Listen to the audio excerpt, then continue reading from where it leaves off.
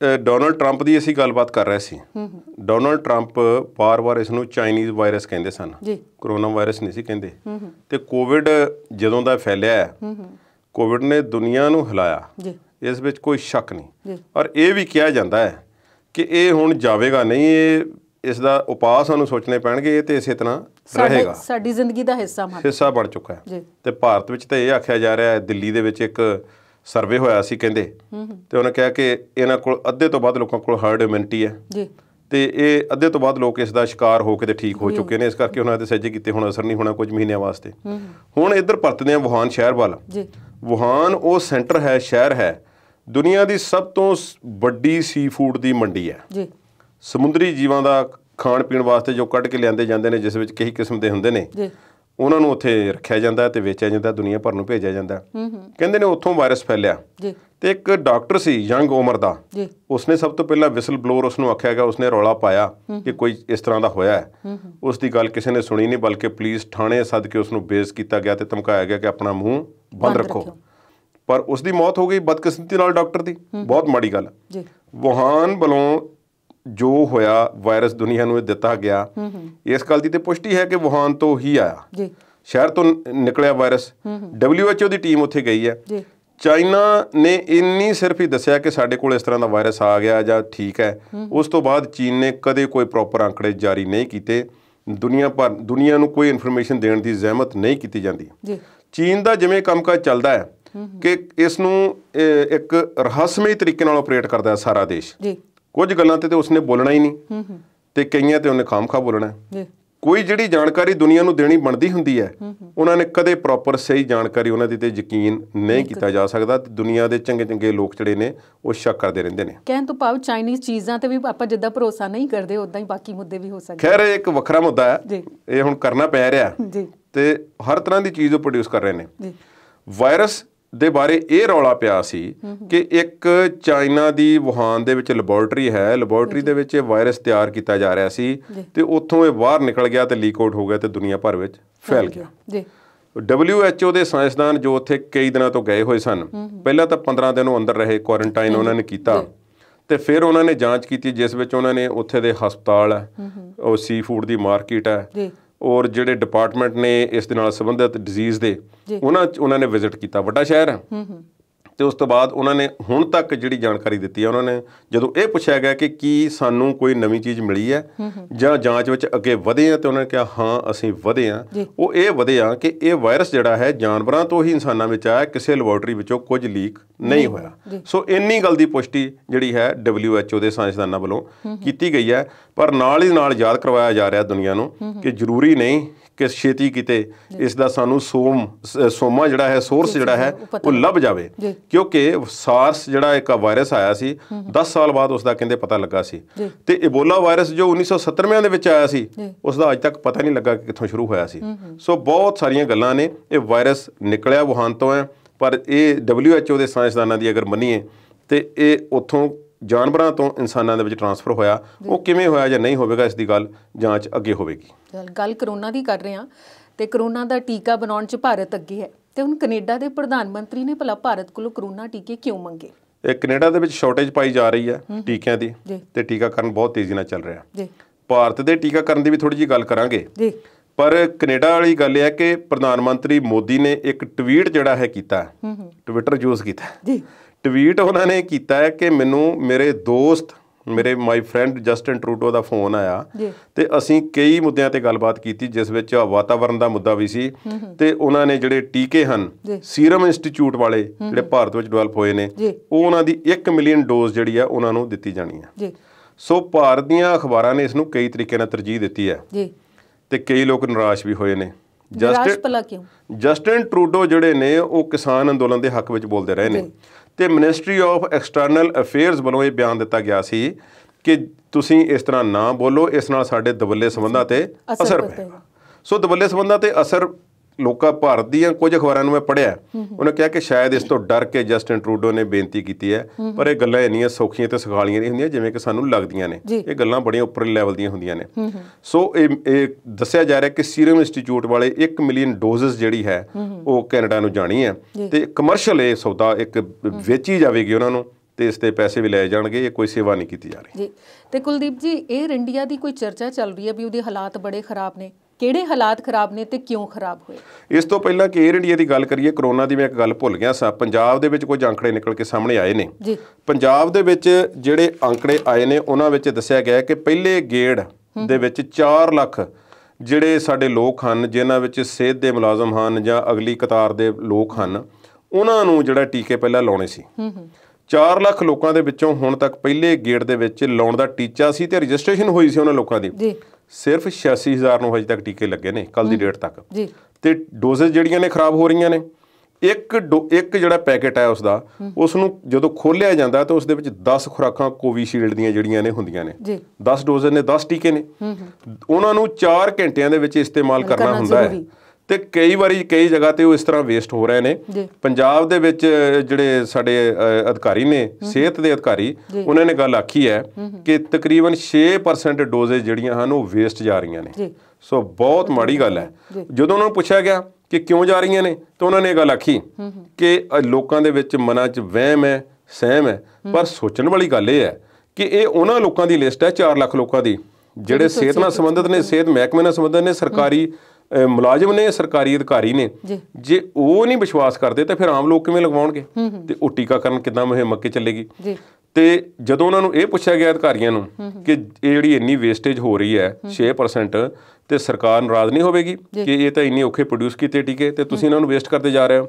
ਉਹ ਕਹਿੰਦੇ ਜੀ ਉਹਨਾਂ ਨੇ ਪਹਿਲਾਂ ਹੀ ਇੱਕ ਥ੍ਰੈਸ਼ਹੋਲਡ ਰੱਖਿਆ ਹੋਇਆ ਕਿ 10% ਤੱਕ ਜੇ ਵੇਸਟ ਹੁੰਦੇ ਤਾਂ ਫਿਰ ਤੁਹਾਨੂੰ ਅਸੀਂ ਨਹੀਂ ਪੁੱਛਦੇ, ਸੋ ਅਸੀਂ ਥੱਲੇ ਆ ਜੇ 6 ਆ। ਅੱਛਾ, ਮਤਲਬ ਹੋਰ ਕਰਨੇ ਨੇ। ਇਹ ਹੁਣ ਪ੍ਰਮਾਤਮਾ ਜਾਣਦਾ ਕਿ ਉਹਨਾਂ ਨੇ ਹੋਰ ਕਰਨੇ ਨੇ, ਪਰ ਚੰਗੀ ਗੱਲ ਹੈ ਕਿ ਉਹਨਾਂ ਨੇ ਅੰਕੜੇ ਜਾਰੀ ਕੀਤੇ ਨੇ। ਇੰਨੀ ਕੁ ਟਰਾਂਸਪੇਰੈਂਸੀ ਜ਼ਰੂਰ ਚਾਹੀਦੀ ਹੈ। ਪਰ ਮੈਂ ਪਹਿਲੇ ਦਿਨ ਤੋਂ ਕਹਿੰਦਾ ਆ ਰਿਹਾ ਕਿ ਸਰਕਾਰ ਨੂੰ ਆਪਣੇ ਲੋਕ ਸੰਪਰਕ ਵਿਭਾਗ ਦੇ ਥਰੂ ਲੋਕਾਂ ਨੂੰ ਟੀਕੇ ਲਗਵਾਉਣ ਲਈ ਉਹਨਾਂ ਨੂੰ ਤਿਆਰ ਕਰਨਾ ਚਾਹੀਦਾ ਤੇ ਲੋਕਾਂ ਨੂੰ ਇਹ ਗਰੰਟੀ ਦੇਣੀ ਪੈਣੀ ਹੈ ਉਹਨਾਂ ਨੂੰ, ਸਰਕਾਰ ਨੂੰ, ਕਿ ਟੀਕੇ ਬਿਲਕੁਲ ਸੁਰੱਖਿਅਤ ਨੇ ਤੇ ਇਹ ਲਗਵਾਓ ਤੇ ਇਸ ਤਰੀਕੇ ਨਾਲ ਲਗਵਾਉਣੇ ਸ਼ੁਰੂ ਕਰੋ। ਜੀ। ਤੇ ਹੁਣ 에ਅਰ ਇੰਡੀਆ ਵੱਲ ਦੇ ਮੁੱਦੇ ਤੇ 에ਅਰ ਇੰਡੀਆ ਦੀ ਗੱਲ ਇਹ ਹੈ ਜੀ ਕਿ 에ਅਰ ਇੰਡੀਆ ਦੇ ਹਾਲਾਤ, ਜਿਵੇਂ ਤੁਹਾਨੂੰ ਪਤਾ ਹੈ ਕਿ 에ਅਰ ਇੰਡੀਆ ਨੂੰ ਪਿਛਲੇ 2-3 ਸਾਲਾਂ ਤੋਂ ਸੇਲ ਤੇ ਲਾਇਆ ਹੋਇਆ ਕੇਂਦਰ ਸਰਕਾਰ ਨੇ।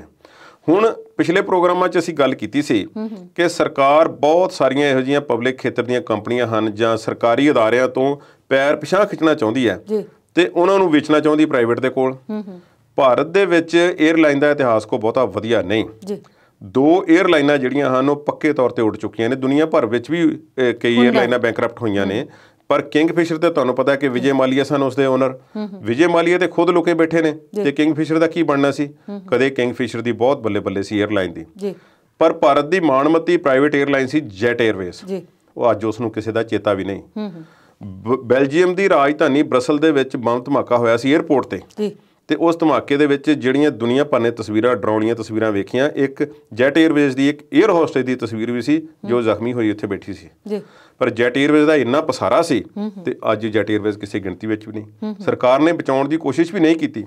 ਹੁਣ ਜੈਟ 에ਅਰਵੇਜ਼ ਫੇਲ ਹੋ ਰਹੀ ਹੈ, ਹੋਰ ਪ੍ਰਾਈਵੇਟ 에ਅਰਲਾਈਨਾਂ ਵੀ ਫੇਲ ਹੋ ਰਹੀਆਂ ਨੇ ਉਹਦੇ ਮੁਕਾਬਲੇ ਭਾਰਤ ਦੇ ਵਿੱਚ, ਤੇ ਤੁਸੀਂ 에ਅਰ ਇੰਡੀਆ ਨੂੰ ਵੇਚ ਰਹੇ ਹੋ। ਇਹ ਕੌਣ ਖਰੀਦੇਗਾ? ਸਰਕਾਰ 에ਅਰ ਇੰਡੀਆ ਵੀ ਨਹੀਂ ਚਲਾ ਸਕਦੀ। ਗਿਣਤੀ ਮਿਣਤੀ ਦੀਆਂ ਗੱਲਾਂ ਨੇ ਇਹ। ਤੇ ਹੁਣ ਰੋਡਵੇਜ਼ ਦੀ ਅਗਰ ਗੱਲ ਕਰੀਏ ਸਿੰਪਲ ਜਿਹੀ, ਤੇ ਪੰਜਾਬ ਵਿੱਚ ਇਹ ਆਖ ਦਿੱਤਾ ਜਾਂਦਾ ਹੈ ਕਿ ਇੱਕ ਖਾਸ ਧਿਰ ਨੂੰ ਫਾਇਦਾ ਪਹੁੰਚਾਉਣ ਲਈ ਰੋਡਵੇਜ਼ ਦੀਆਂ ਬੱਸਾਂ ਦੇ ਟਾਈਮ ਖੋ ਕੇ ਜਿਹੜੇ ਸੀ ਪ੍ਰਾਈਵੇਟ ਨੂੰ ਦੇ ਦਿੱਤੇ ਗਏ। ਹੁਣ 에ਅਰ ਇੰਡੀਆ ਤੇ ਇਹ ਵੀ ਮਸਲਾ ਨਹੀਂ। ਏਅਰਪੋਰਟਾਂ ਆਪਣੀਆਂ ਨੇ, ਉਹ ਵੀ ਭਾਵੇਂ ਪ੍ਰਾਈਵੇਟ ਨੂੰ ਦਿੱਤੀਆਂ ਨੇ, ਪਰ ਏਅਰਪੋਰਟਾਂ ਦੇ ਇਜਾਰੇਦਾਰੀ ਤਾਂ ਸਰਕਾਰ ਦੀ ਹੈ। ਪਰ ਏਅਰਪੋਰਟਾਂ ਆਪਣੀਆਂ ਨੇ, ਸਭ ਕੁਝ ਆਪਣਾ ਹੈ, ਤੇਲ ਆਪਣਾ ਹੈ, ਤੇ ਫਿਰ 에ਅਰ ਇੰਡੀਆ ਕਿਉਂ ਫੇਲ ਹੋ ਰਹੀ ਹੈ? ਇੰਨਾ ਵੱਡਾ ਸਿਸਟਮ ਹੈ। ਹਰ ਵੱਡੇ ਸ਼ਹਿਰ ਦੇ ਵਿੱਚ ਇਹਨਾਂ ਦੇ ਵੱਡੇ ਦਫ਼ਤਰ ਹੋਇਆ ਕਰਦੇ ਸੀ। ਇੰਨਾ ਭੱਠਾ ਕਿਵੇਂ ਬਹਿ ਗਿਆ? ਇਹ ਉਸ ਦੀ ਇੱਕ ਉਦਾਹਰਨ ਹੈ ਜਿਹੜੀ ਆ ਹਰਦੀਪ ਸਿੰਘ ਪੁਰੀ, ਜਿਹੜੇ ਸ਼ਹਿਰੀ ਹਵਾਬਾਜ਼ੀ ਮੰਤਰੀ ਆ, ਉਹਨਾਂ ਦਾ ਇੱਕ ਛੋਟਾ ਜਿਹਾ ਬਿਆਨ ਆਇਆ। ਬਿਆਨ ਉਹਨਾਂ ਨੇ ਆਪਣੇ ਕੋਲੋਂ ਨਹੀਂ ਦਿੱਤਾ। ਅੱਛਾ ਜੀ। ਬਿਆਨ ਉਹਨਾਂ ਨੂੰ ਜਦੋਂ ਪੁੱਛਿਆ ਗਿਆ ਇੱਕ ਸਵਾਲ ਸਦਨ ਦੇ ਵਿੱਚ, ਤੇ ਉੱਥੇ ਉਹਨਾਂ ਨੇ ਜਵਾਬ ਉਹਨਾਂ ਨੂੰ ਦੇਣਾ ਪਿਆ। ਉਹਨਾਂ ਨੂੰ ਪੁੱਛਿਆ ਗਿਆ ਸੀ ਕਿ 에ਅਰ ਇੰਡੀਆ ਦਾ ਕੇਂਦਰ ਤੇ ਰਾਜ ਸਰਕਾਰਾਂ ਵੱਲ ਕਿੰਨਾ ਕੁ ਬਕਾਇਆ। ਸੋ ਉਹਨਾਂ ਨੇ ਦੱਸਿਆ ਕਿ ਤਕਰੀਬਨ 498 ਕਰੋੜ ਰੁਪਈਆ ਜਿਹੜੇ ਸਾਡੇ ਮੰਤਰੀ ਸਾਹਿਬਾਨ ਤੇ ਹੋਰ ਆਗੂਆਂ ਨੂੰ ਢੋਆ-ਢੁਆਈ ਦਾ ਖਰਚਾ ਹੈ, ਉਹਨਾਂ ਨੂੰ ਫੈਸਿਲੀਟੇਟ ਕਰਨ ਦਾ ਖਰਚਾ 498 ਕਰੋੜ ਦਾ ਸਰਕਾਰ ਨੇ 에ਅਰ ਇੰਡੀਆ ਦਾ ਦੇਣਾ ਹੈ।